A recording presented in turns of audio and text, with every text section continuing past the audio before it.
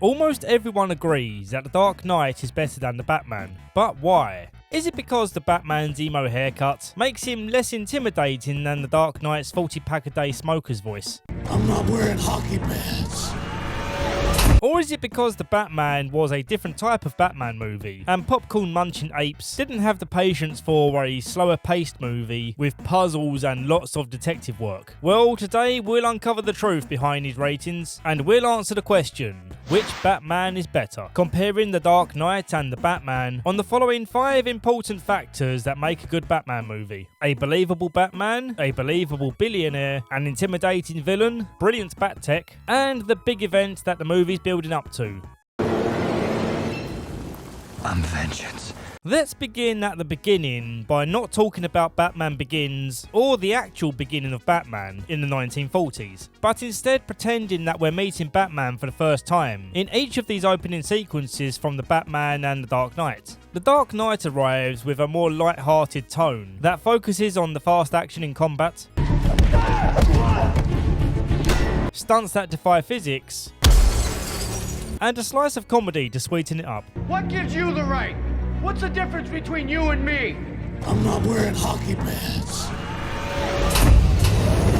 This combination has become the staple comic book movie tone because it really works. It's very fun to watch, albeit unrealistic, just like a comic book should be. And then from the shadows in creeps the Batman, who's dealing with crimes in the city in a much more realistic way. And this movie does a great job in making you feel the suspense and anxiety of a low-level crook who's about to be caught and given a good slapping. And that to me feels like a more believable Batman. And if I'm being honest, the Dark Knight's gruffly voice has lost its charm over the years. And for me, it actually lessens the amount I take him seriously now. You'll be in a padded cell forever. This city just showed you that it's full of people ready to believe in good.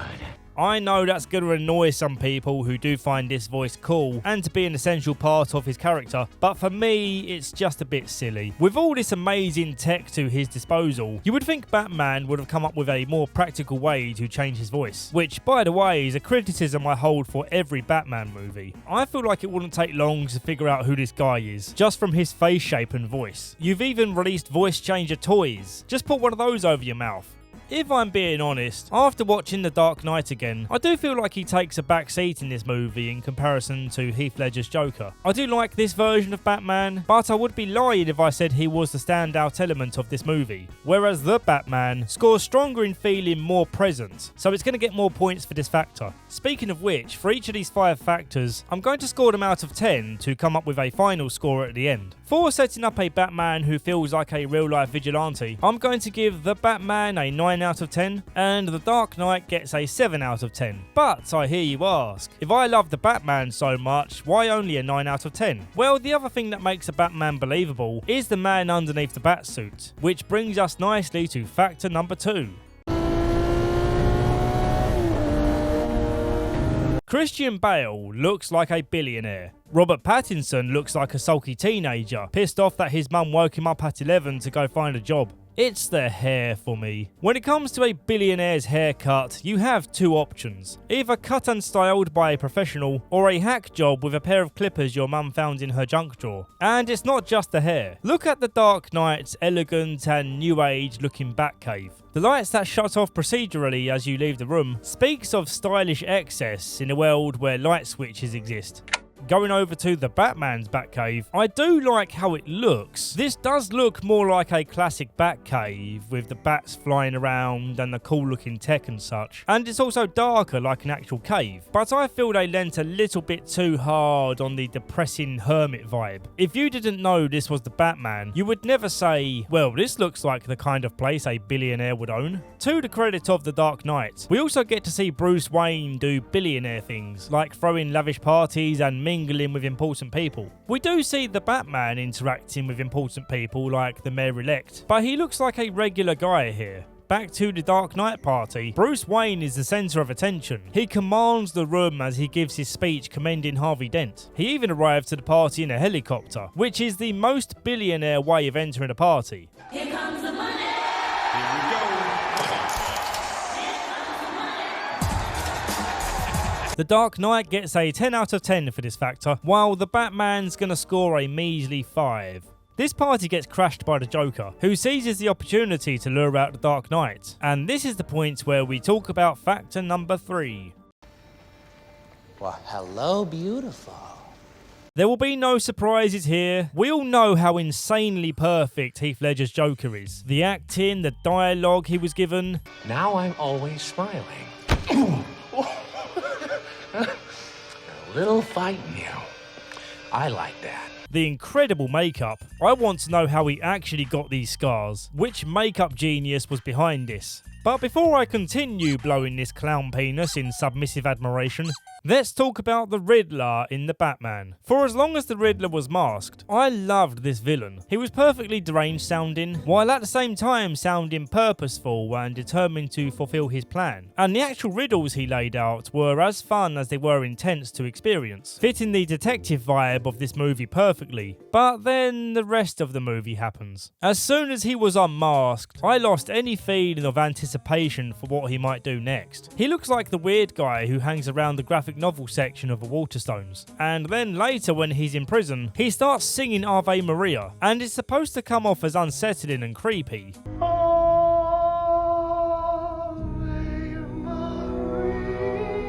But I found it to be the opposite. The goofy face he has when he's singing this is just more funny to me than anything else. And it's kind of a shame because Ave Maria is a beautiful song, and the fact they included this song in the movie was perfect, because it fits the despair in the Riddler's backstory, as he still has memories of being in a rundown orphanage. So using this song to accompany his story was appropriate. It's how they used the song that could have used some polish. Back to the Joker. I really don't have anything new to add to this conversation, as there are tons of videos that cover how brilliant he is. Instead, I'm going to play a few of my favourite clips, which will be beneficial to anyone who hasn't seen this movie before, or simply hasn't watched it in a long while, and could use a reminder of its brilliance. The first set of clips is the Joker giving a different story as to the reasons why he got these scars. Well, you look nervous.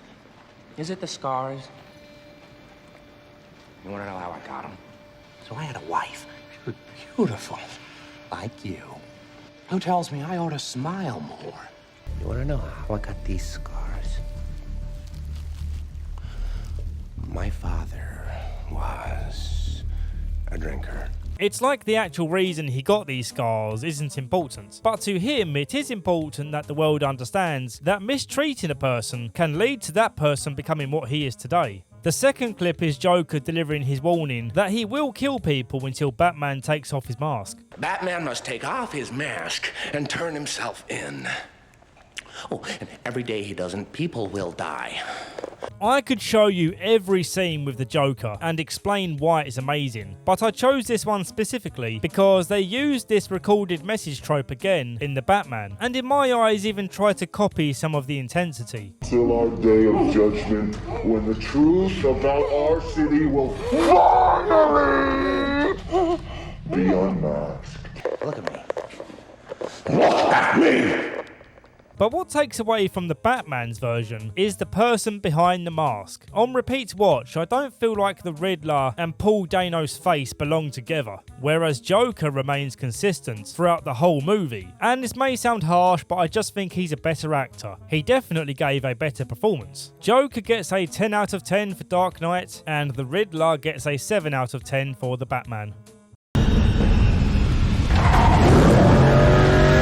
We'll start with the most iconic of all his tech, the Batmobile. Visually speaking, I prefer the American muscle car style in the Batman. It looks like a modified classic muscle or sports car. I'm not a car guy, so I couldn't say for sure what the base car would have been, but I just know that it looks like an absolute beast. Whereas the Dark Knight's one looks like a transformer, because, well, it is. And we'll get to that. It looks like something you'd see on Robot Wars. 3, 2, 1. And I'm not denying that it looks cool, but it doesn't give me the excited shivers quite like seeing this one.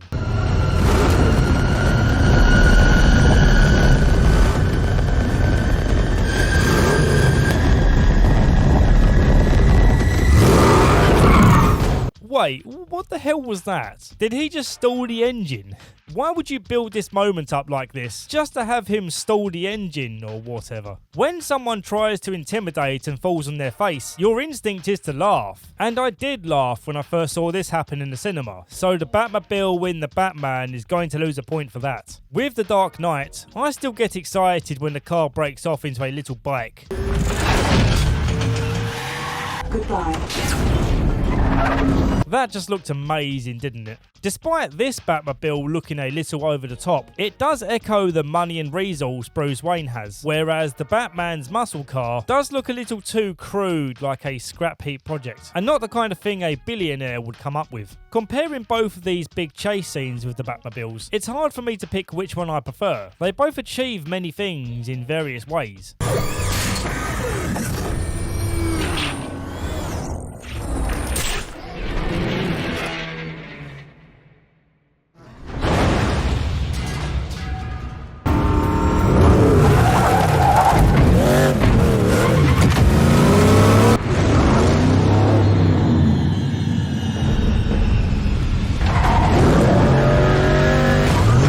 But this section of awarding points is about the Bat Tech, and essentially we have a stalling engine versus a thrilling transforming machine. As for the rest of the Bat Tech, the main one that stands out in both movies is the specialised lenses. In The Dark Knight they're used to scan buildings like a bat sonar, and yeah, you could argue about that being unrealistic, but come on, it's fun. In The Batman, he gets Catwoman to wear these lenses in the Penguin's Club, a missed opportunity to call this place Club Penguin. She wears these lenses so that she can digitally scan each of the people there, as they are likely involved in the investigation. That's the DA, Gil Coulson. And he's coming over. You happy? Talk to him.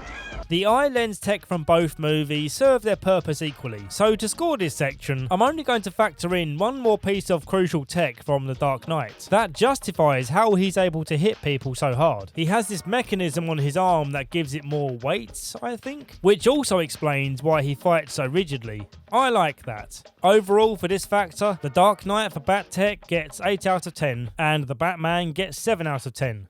The flooding will happen so fast, evacuation will not be an option. This is where the Batman both succeeds and fails. It succeeds in keeping the big event a singular plot that will supposedly destroy Gotham by exploding the sea walls, putting Gotham underwater, with the side goal of taking out the mayor-elect with the help of his copycat minions. When these explosions began, I got very excited. The Batman is a very long movie, so I was eagerly awaiting this big moment to happen. And visually, it was on point, but it was missing something. This flooding was a great opportunity for someone of importance to die, someone that the Batman somewhat cares about. The mayor-elect absolutely should have been the one to die in this scene. This happening would have given more weight, to a point this movie attempts to drive home in a minute. So, with the city flooded, the Riddler has essentially succeeded, and the Batman, for all intensive purposes, has failed in his mission to protect the city. But then the movie delivers the point in basically demonstrating that he's just one man. He cannot protect everyone, but he will never stop trying.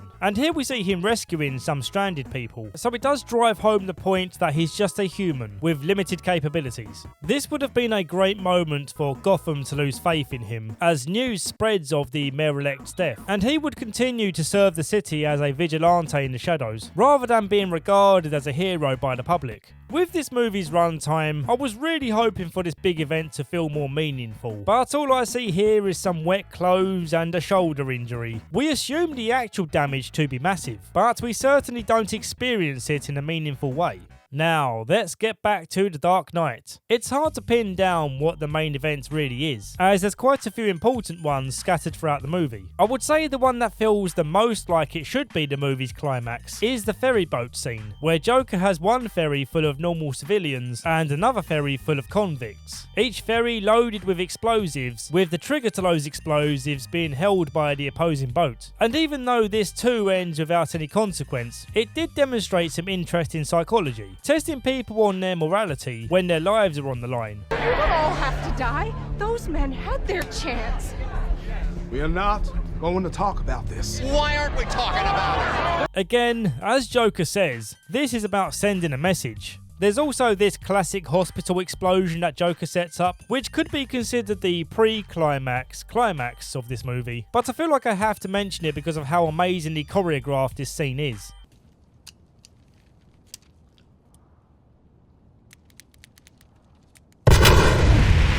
This is iconic cinema history we're seeing. I don't believe any scene in The Batman has received this same level of admiration. So with all that in mind, The Batman's big event scores a 5 out of 10, because aside from the visuals, I didn't get anything from this. And for The Dark Knight, I'm going to be fair and only score it on the ferry boat scene. It was consequenceless and Batman wasn't directly impacted by it because he was too busy chasing the Joker around. Whereas in The Batman, he's waist deep in yucky floodwater helping people out, after he was almost killed by a shotgun blast. Because the climax of these movies are set up in very different ways, it's hard for me to make a clear comparison, but I'm trying to do this as fairly as possible. But overall, I really like the psychological tests going on with the humans in The Dark Knight, but I wasn't blown away by the results. It certainly was underwhelming to see all the humans survive, because these people are just too good to do anything immoral. Give it to me, and I'll do what you should have did 10 minutes ago.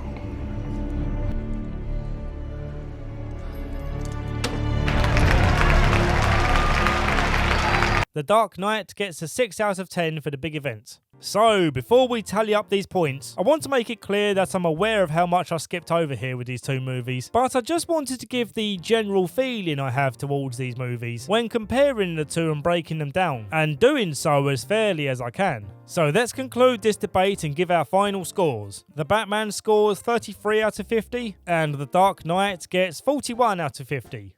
This was a lot closer than I was anticipating, because in my initial Patreon review for The Batman, which I made the night after seeing it, I expressed how much I felt the runtime was way too long. But this doesn't feel like such an issue on repeat watches, and with increased patience I was able to appreciate things more, allowing me to give more of a film analysis instead of a gut reaction. Overall, both movies have a lot of value to them, but wearing my honesty cap here, I feel like I could watch The Dark Knight any time of day and in any mood and still be entertained. Whereas The Batman feels more like one of those grimy, gritty crime dramas that you really have to be in a particular mood to pay attention to and to be entertained by. The Dark Knight is simply a classic blockbuster. Pop in the Blu-ray with some friends round, grab some beers and have a great time. Here's a list of friends who pay me money to hang out in the VIP Discord lounge and watch my initial reviews for new movies. And if you don't feel like joining them today on Patreon, please consider leaving me a like instead, because doing that gives me a very rewarding feeling for my hard work. And I just appreciate you all being here to be my audience.